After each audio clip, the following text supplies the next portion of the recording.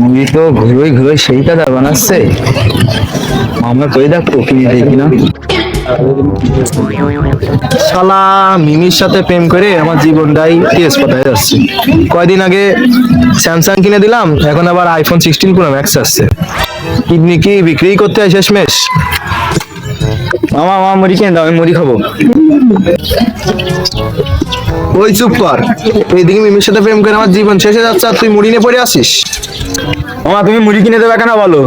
হ্যাঁ মামা, আমি কিন্তু সব জানি। তুমি মিমির ছোট বোনের সঙ্গে টাঙ্কি মারতে চাও, মিমির সাথেও টাঙ্কি মারতে চাও, তুমি মুড়ি কিনে দেবা কেন তাই বলো। আমি কিন্তু বলে দিতে গেলাম।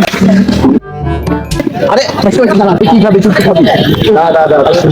একটা মুড়ি দেন, একটা মুড়ি দেন।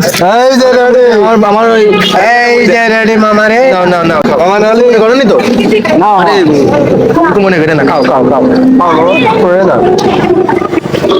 শালা এই সাথে প্রেম করে আমার জীবনটা ধ্বংসে আসছে, আর এই শালা এখানে এসে শালা মনি নিয়ে পড়েই আছে। খা তুই, তোর খাইয়ে তুই মর। এদিকে ভাই নৌ যেভাবে খাচ্ছে, ওদিকে মিমও সেইভাবে খাচ্ছে। তারপরে আবার মিমির ছোট বোনের ছাপ্পা। কি দেখি হবে না, জীবনটাই তেজপাত আমার।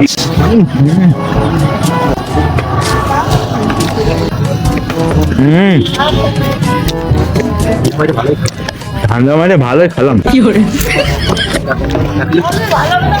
এরকম যদি আর 2-3টা মামা থাকতো, আগে কত ধান্দা মানে খাওয়া যেত।